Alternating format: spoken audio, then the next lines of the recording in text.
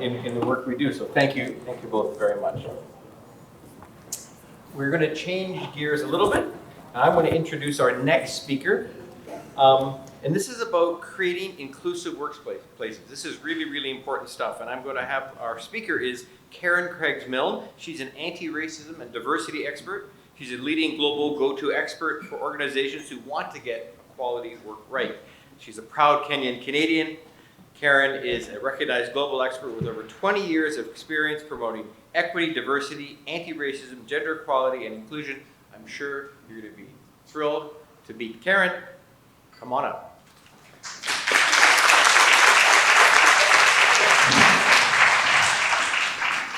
Can you hear me? Is it on?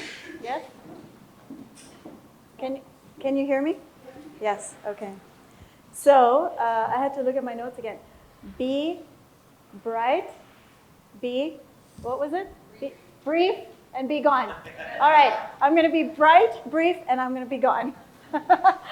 So happy to be here with all of you. Thank you so much for making the time for this important conversation, and I am really excited to hopefully share something new with you as part of your journey personally and in the work that you're doing to support others. All right, so what I wanted to do today with just a brief time that we have is introduce you to my signature framework. I've been doing this work for over 24 years. I've worked with many different sectors. I've worked in many different regions around the world.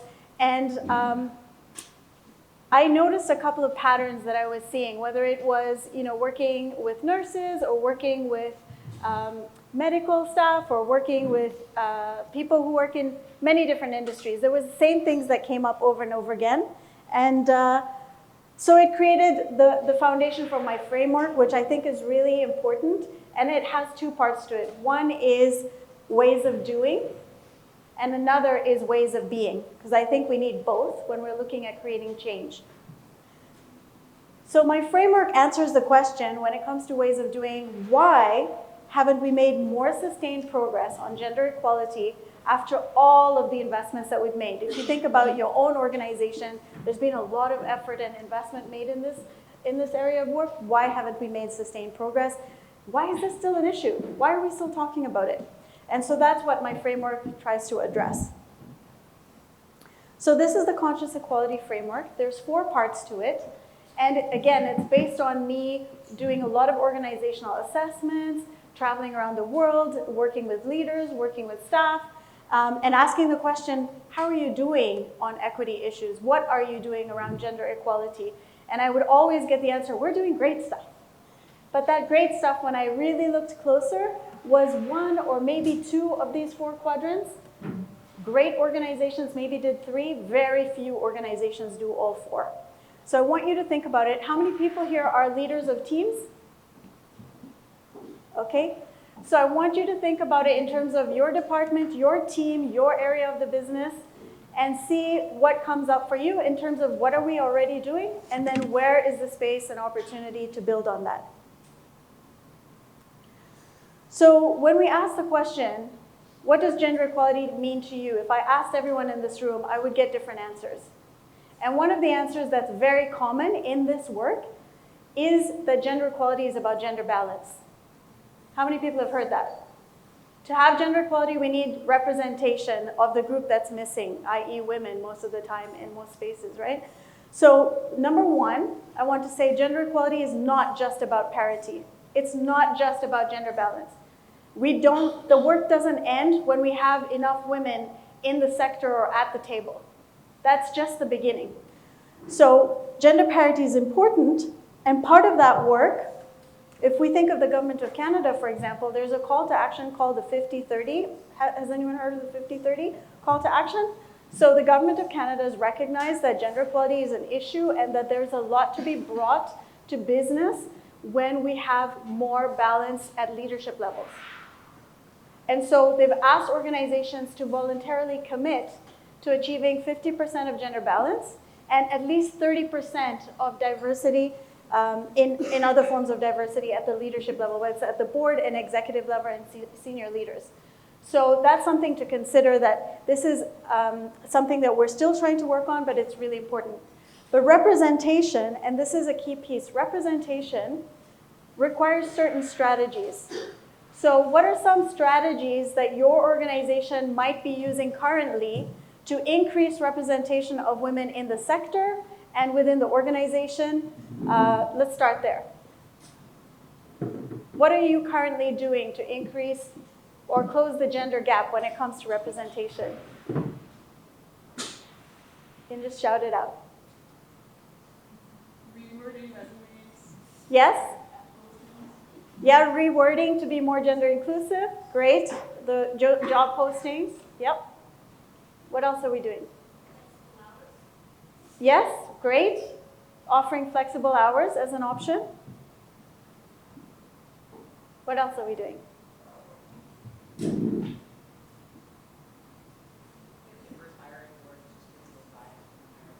Yeah, bringing more diversity into the selection committees to make sure that there's less bias in the hiring process. Great. I think I heard that you might be partnering with high school students and university students to expose them to the different career opportunities and to strengthen the pipeline coming in. You might be working with other organizations, such as Pride in Toronto. You can work with the network. They have an entire community that are interested in jobs in different sectors. And so there are many different organizations. I think there's women in STEM partnerships that you can create, where there are women who are trained in this space who want to continue and lead in new roles.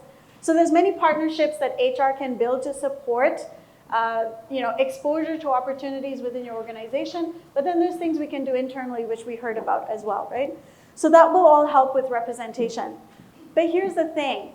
When I look across the board at where we've seen change in representation, it's always been up to a certain point.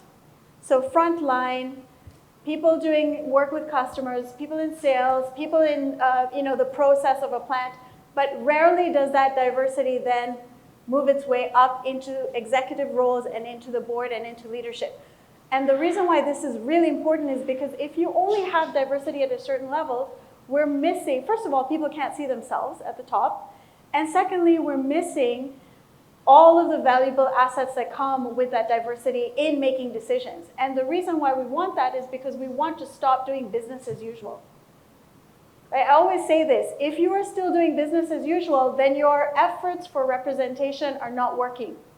Something has to change in the kinds of decisions you make, the kinds of priorities you have, and the way you do business as a result of having diversity at the table. If it's not changing because you expect those people to fit in, you miss the whole point of this work. So, representation is important. Equally or more important is pathways to leadership, especially for groups that are not represented in higher roles, right? Very important. So when we look at questions that we can ask, we don't need to answer all of these, but these are good things to think about. How are we collecting data on our staff or on our partnerships or on the kinds of people that we reach out to through our outreach programs? Is it disaggregated? Are we looking at gaps in that data collection? And what are we doing to close those gaps? And what steps are we taking to support high potential leaders who come from different backgrounds that can help change the way we do business? So that's quadrant one, pretty obvious, and most of us have heard about it, right? So now we'll talk about equity. How many people understand the difference between equity and equality? That's it? All right. So I'm going to tell you a story. I love stories, and you might hear one or two from my work overseas as well today. But this is the easiest way to explain equity. So somebody comes home, let's say mom comes home, and her daughter and her son are sitting at the kitchen table, and they're arguing over an orange. There's one orange. They're arguing over the orange, and she thinks, oh, they'll figure it out, and off she goes. She comes back half an hour later, they're still arguing. And she says, I don't understand it. There's one orange, there's two of you. She cuts it in half. She gives them half each, and she says, how hard was that? Now they're really mad at her. Why do we think they're really mad at her?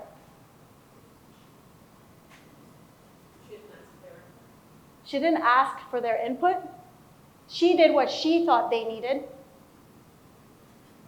What else? What else do we think is going on? Yes?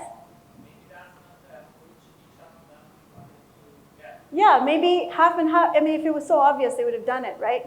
So there's something she's missing about the situation. Any other ideas? Maybe one of them needed more of the understanding. Yes. Right. So she doesn't have the context for the fight and how the resources need to be used. Yes? They didn't learn their problem solving through the process.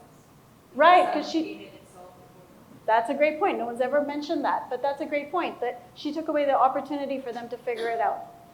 So in this story, when we're looking at the issue of equity, we have to understand the differentiation between equal and different but fair.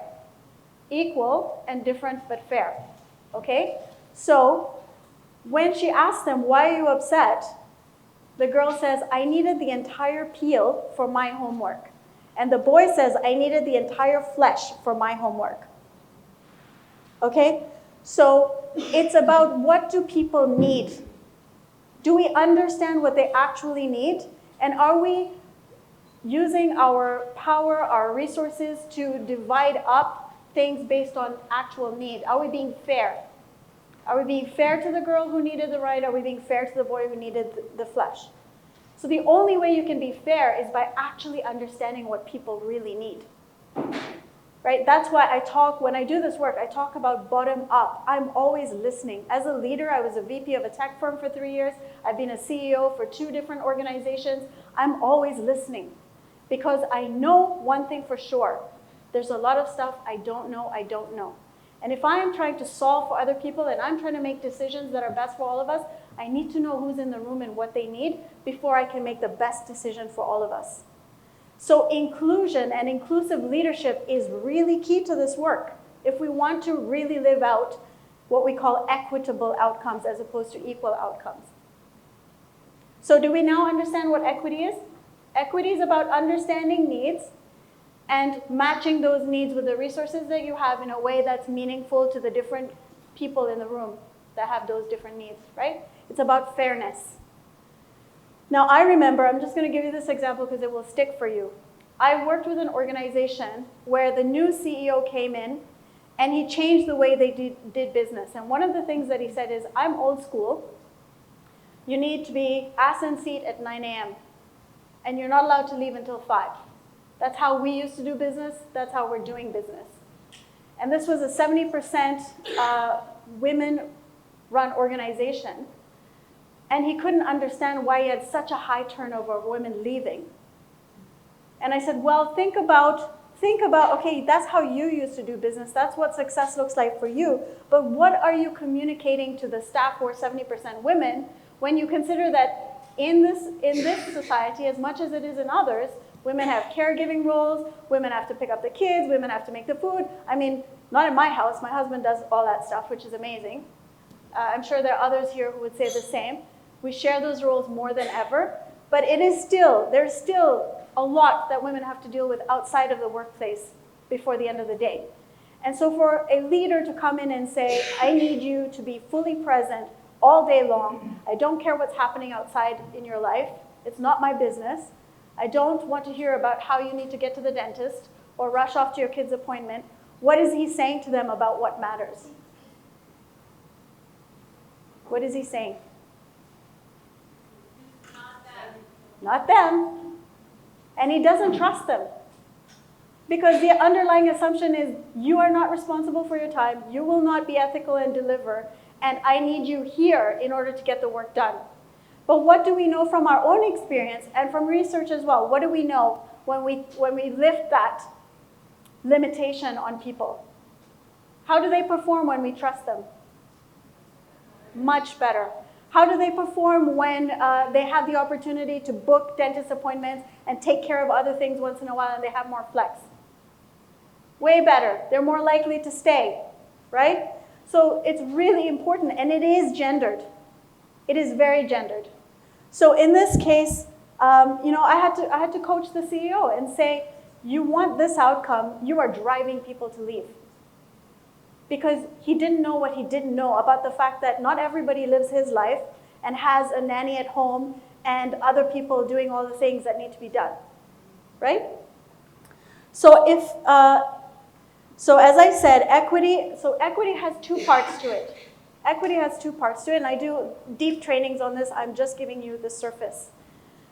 So it has two parts to it. The first part is barriers, okay? So if we're looking just at women, and I do anti-racism, DE&I, so I like to open up the conversation to race and ability and neurodiversity and so many other things. But let's just simplify it and talk about women. So if we're looking at barriers for women, what are some barriers for women in the workplace that you may have experienced or that you've heard about in your context? What are some? Lack of washrooms, beautiful. Obvious and important. Yes. Anyone else? Yes. Childcare. Yeah. What are you supposed to do when something falls through? Yes.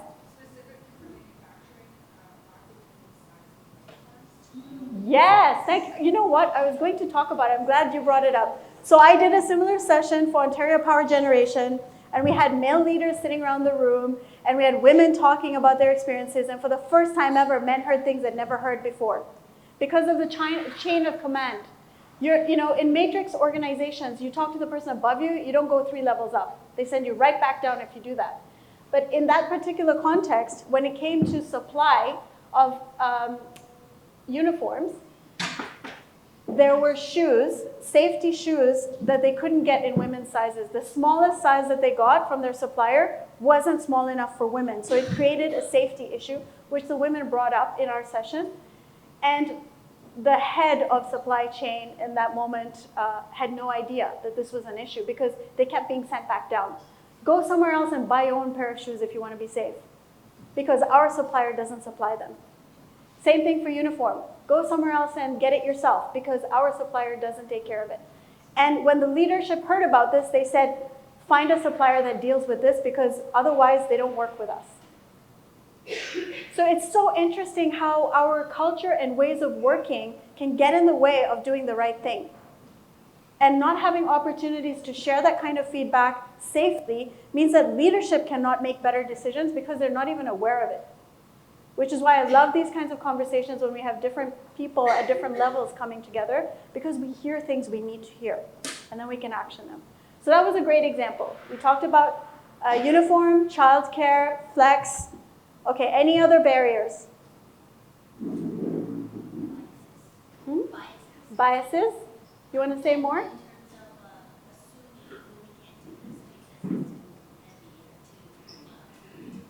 Beautiful, yes.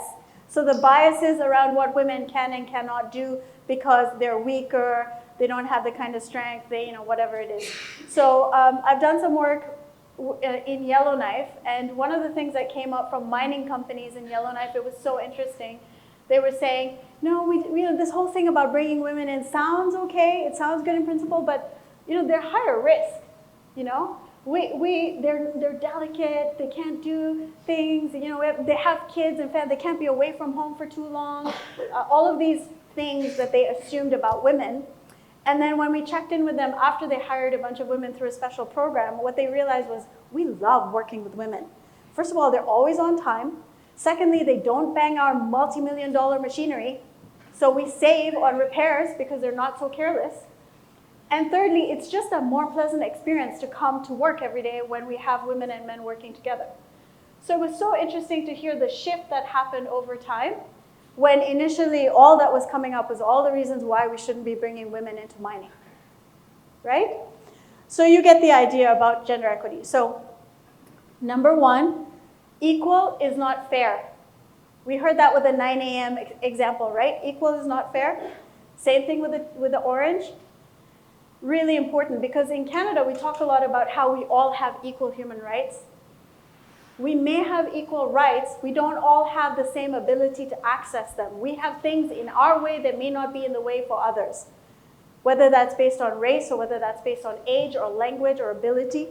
So we need to recognize that sometimes we need to adjust for that in our policies and our practices in order to create inclusion.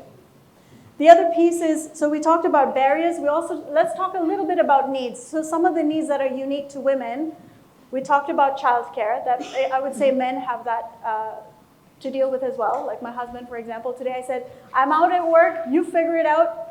So he's got childcare issues, he's got to get them to school or whatever. But let's talk about some other needs that are unique to women. Yes? Before manufacturing, I was in construction, and we implemented a program to have menstrual products available on site in trailers. Because we're going to wash in a trailer, you can bring it from home, but it was something that they really pushed. Yes. At a head office, one thing, but on site, and there's kind of like an island, they're all operating differently. So something so simple before when you're maybe one of the two women on site, when there's 150, 200 men, it's something small that they did, my company did. Yes. So that was a big. That's lovely. So menstrual products being available so you don't have to keep thinking about it. Like what if you have a day and you didn't remember and you didn't bring it, then what? Right? So that's great.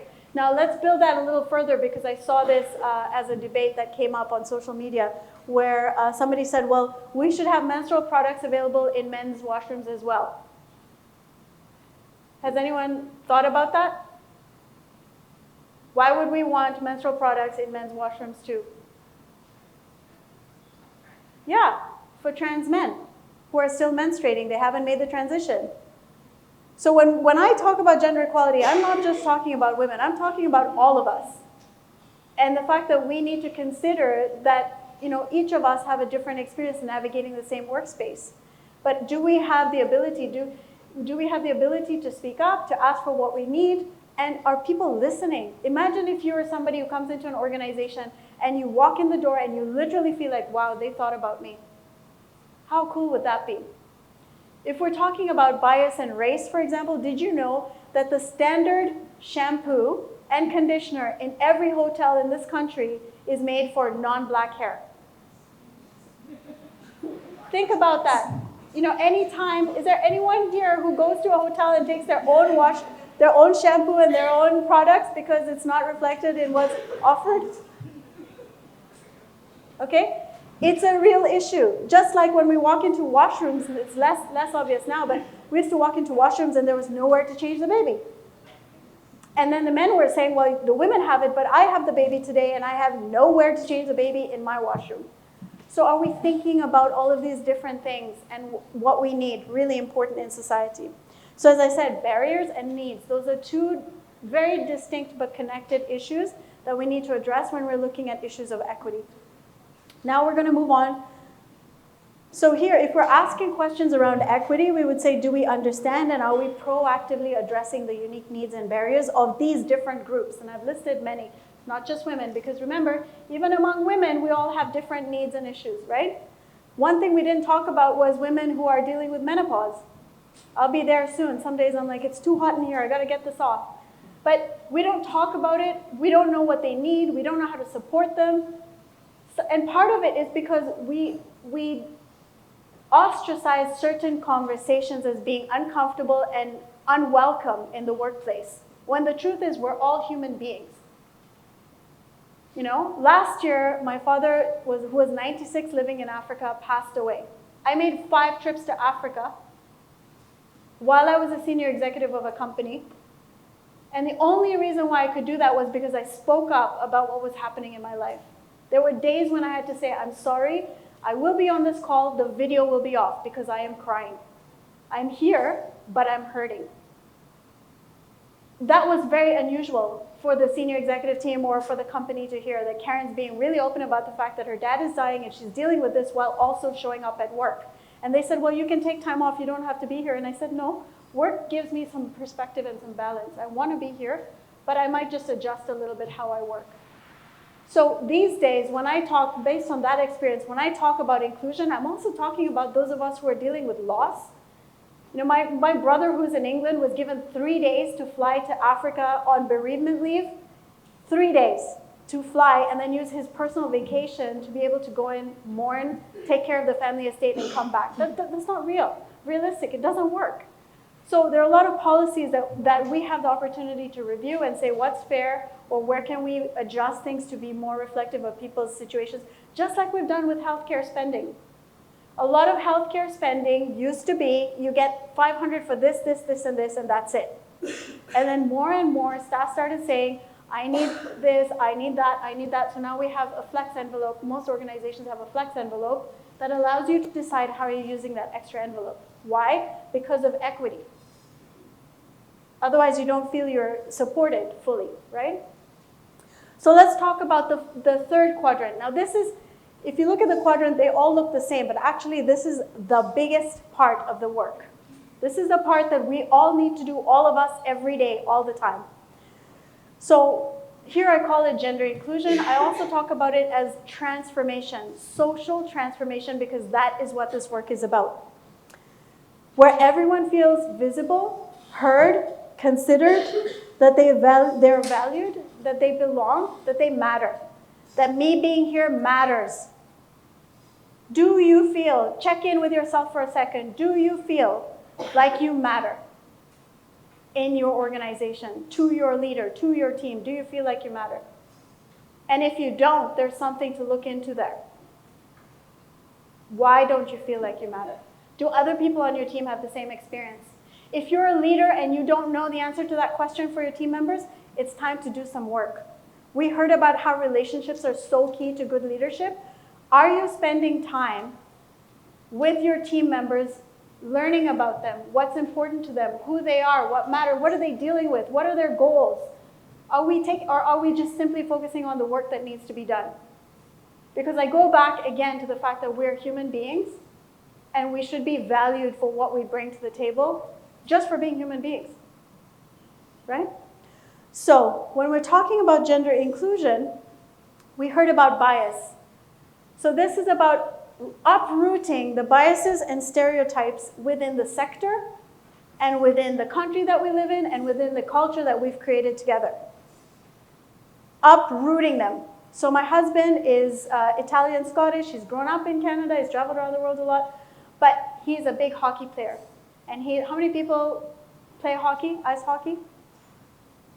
Wow. Okay. So he's big into hockey, and there's a lot of camaraderie. There's a certain culture within hockey. When I was pregnant, and we had conversations about who was going to stay home and take care of the kid, because I had a consulting business and I had clients and I didn't want to slow down, he very much wanted to be a part of that. He wanted to help raise the newborn baby and spend time with the baby, and he had the right to do so from policy, right? But when he was in the changing room at the hockey arena, hanging out with the guys, having a beer after the game, and they asked him, what's the plan with the baby? The baby's coming soon.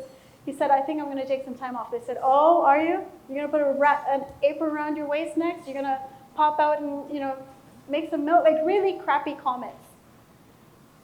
And we pretend like, oh my God, that was terrible. But I'm sure we've all heard those comments in different spaces ourselves, whether it's at work or outside of work. So we have a lot of work to do in terms of the kinds of values and attitudes that we allow to continue creating the kinds of inequalities that we experience, right?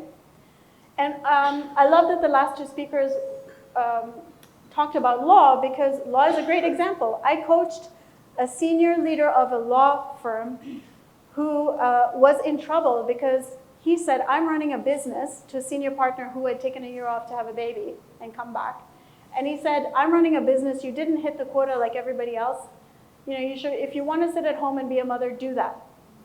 But I'm running a business. So, of course, that went to HR, and HR called me and said, we have a problem. This guy is really important to us, makes a lot of money. We don't want to fire him, but he doesn't get what he doesn't get. Can you fix it? So, I said, well, will he come to a gender sensitivity training? No. No, he won't. So I said, what will he go to? Oh, he'll go to an executive coaching session. Done. Call it whatever you want. Okay, just get him in the room.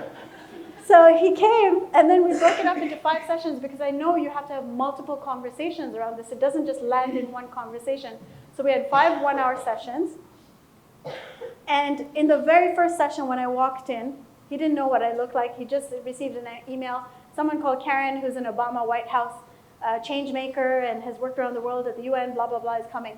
So in his head, he had an image of what I looked like, and it wasn't me. So I walked in the room, and he goes, I think you're in the wrong room. I said, oh, are you so-and-so? Yes, I am. Oh, okay. Well, I'm Karen. He looked shocked. He looked shocked. He looked so shocked. And then I said, no, no worries, I get it. My name is White. Which reminds me, I'm nice, Karen, by the way. So I said, I don't take it personally, but you seem a little upset, like. So I said, why don't we talk about what's bothering you? And he's like, no, I'm just a really busy person, and you're so young. My kids look older than you. What the heck am I going to learn from you? And I said to him, with all respect, I'm a very busy person who's busy changing the world. I have big goals and big dreams, and if you don't want to be here with me, I've got other places to be. So you have a choice to make. You can use this as an opportunity to learn, or you can ship out, because I have other things to do. Because you see, the thing is, when people come into those conversations, they feel like they're being forced into them. And what I did was give him the opportunity to make his choice. And that's part of this work, is when we force men to join conversations that they don't want to be a part of, or we force women to be in conversations that they don't want to be a part of. It has to be our choice. And so in this case, he agreed to stay. He said, well, I'll give you one session. Let's see what you've got. So we worked together for 5 weeks, and around unconscious bias, sometimes I lose my stream, so I have to be focused. So with unconscious bias, what was really interesting is he said, I'm very successful. I didn't build a company without being so successful. We saw all the leadership traits you need. So, the joke that I cracked, first of all, he said, what I said was true. I'm running a business, and I can't be a charity handout for every woman who wants to have kids. And then he said, and secondly, I'm not the only person who thinks that way. My entire leadership team thinks that way. She just picked on me. So I said to him, okay, well, so you think you're not biased. Let's talk about that. So in law, we know that a lot of women join law just like STEM, and then they drop out. So I said to him, so if you're in a room with new first-year lawyers, and there's a bunch of women and a bunch of men, how do you know who's going to stay and become successful? And he said, I just do. I look around the room and I can tell that guy, that woman, that guy, that guy. So I said, oh, okay, so you just look at them and you know. And he said, yes. So I said, okay, so now let's look at this scenario. You are rushing to a meeting. You're about to get in a cab. I pointed at you. I don't know why. Maybe because you look interested in what I'm saying. But let's just say you think he's your star guy, and he's coming over and he's saying, I have a question for you. I know you're heading out. Can I just walk with you? And I said, what would you say? And he said, I would say, hurry up, come with me, jump in the cab, ask me your question, because I've decided that I like him. Now I said, imagine that this other person who might be a woman, whatever it is, but let's say she's a woman, and she's saying, excuse me, I have a question. I know you're leaving, but I have a question, and you don't even know who she is. You haven't even seen her. You don't know her name. How are you going to respond? And he said, I'm going to say I'm too busy. I have to get to a meeting. Ask somebody else. So that's what bias does. Who's going to win and who's going to lose in that context? Who's going to succeed? He's predisposed to succeed because of this man's bias. And then he's telling me he's not biased. This is how it works. So, it was a really powerful example that I think hits home the fact that we all have work to do. We all make very quick decisions based on who we think is successful, who we think has more value for, who will make us look good on our team. And we set them up to succeed, or we set them up to fail without even knowing it. And then we say, I'm not a bad person. I don't have bias. No, but you did create that situation. And that's why self-awareness is so important. And what we did to correct that for him was he committed. This was not my idea. It was his idea once he understood what he didn't know. It was his idea to sit down and have a lunch every week on his calendar with a female member of his organization. Whether it was the intern, or whether it was the senior partner, or whoever it was, he said, I commit that there's going to be a standing appointment in my calendar to show up for somebody, and I will just invite someone every week. Hey, I have this date and time. You want to come for lunch? So that I can interrupt my own biases, and I can build meaningful relationships with people that need my sponsorship and need my support. So that's inclusion. And I know I'm at time. I'm just going to talk about the last one because this is really important. This is about doing no harm. So we talked about representation and leadership. We talked about equity and all the different ways in which we want to address needs and barriers. We talked about social transformation, interrupting biases. that are in the sector itself and that are living within us. And now we're going to talk about this one. And this one is called doing no harm. So I will have on my gravestone one day, good intentions are not enough, because I am very committed to sustainable change. And I will say the things that need to be said whether you like it or not. And one of the things that I say all the time is that good intentions are not enough, because I've seen it over and over again.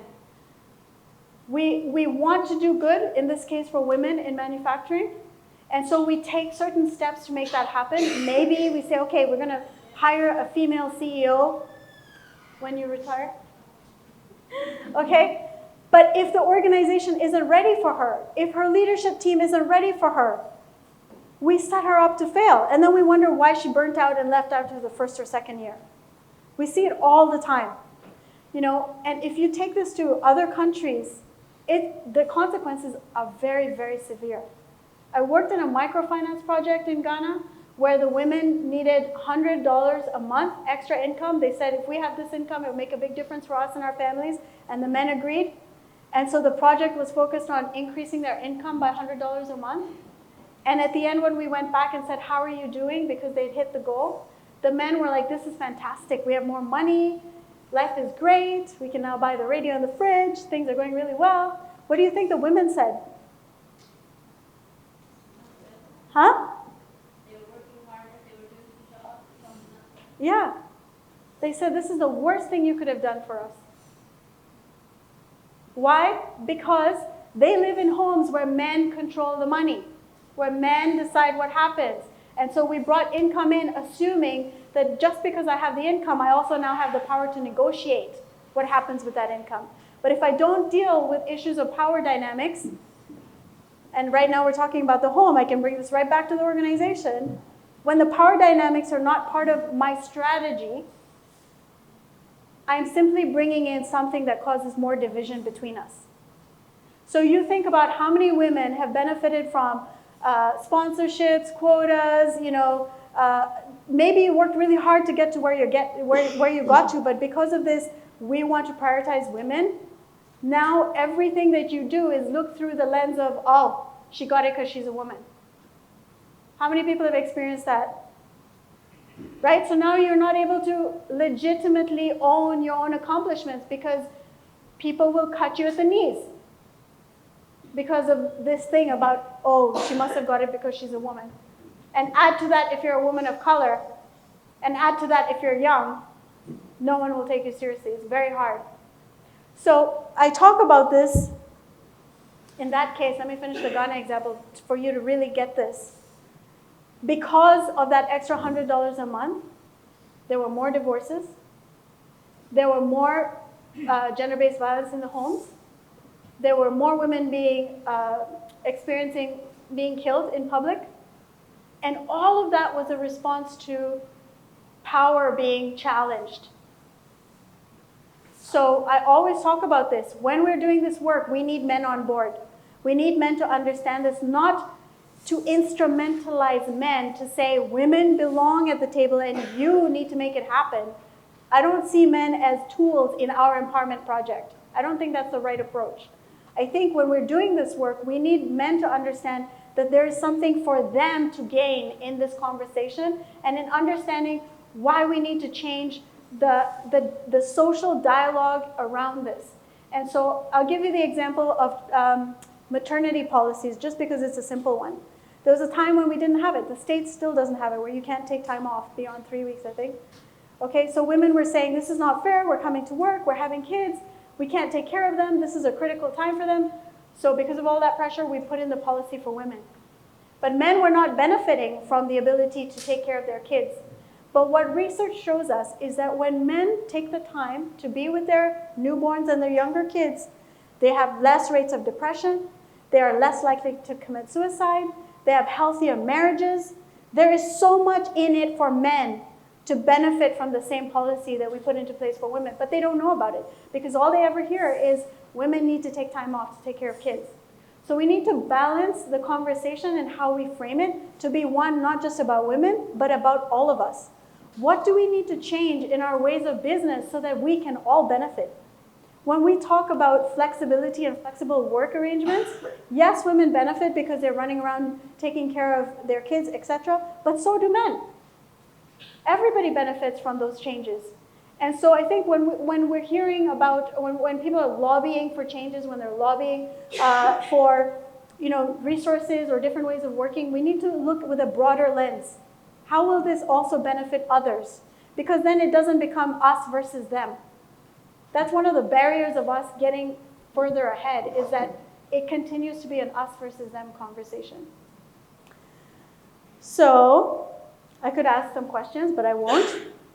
So this is the 4-part framework. Put your hand up if you learned something new today. Oh yeah, love it, love it, love it. What I will say, I'm just gonna, okay, we were talking about ways of being. So I talked at the beginning about how conscious equality, and I named it conscious equality for a reason. Conscious, heart, mind, and soul, really important for me. That when I do this work, I'm not doing it at a cerebral level. I'm looking at each one of us as full human beings. And so the conscious piece of this work is so important, and a big part of it is our ways of being. So without changing policy, without adding $1 million more, without putting in new washrooms, the one thing every single one of us can do is be more conscious about our commitment to creating inclusive workplaces for each other, which means when you hear someone is struggling, find a way to help them express it or meet that need. Be supportive of each other. And sometimes that has meant me lobbying for a man who needed something that he just couldn't ask because he was, it wasn't manly to bring that up, right? So ways of being, you could be compassionate, committed, curious. We heard about having humility. For me, I'm always in the space of, you're an amazing human being. Even if you said something wrong, I know you're an amazing human being, and I'm just going to take this moment for us to check in, learn what we need to learn, and move on together so we can be better. If you take a I have your back mentality with every relationship you have in this company, you will fly. I have your back. And sometimes I have your back means I need to have a really awkward conversation with you, but it's needed and it's important for us. So, I know we don't have question time, but what I will say is I love to stay connected. Please connect with me on LinkedIn. Anyone who connects with me will get a gift. So I really want to stay connected and hear from you. We haven't had much of a conversation, but I would love to hear your takeaways. We can do that through LinkedIn or otherwise. And keep doing the hard work, because this is hard, but it's also very important.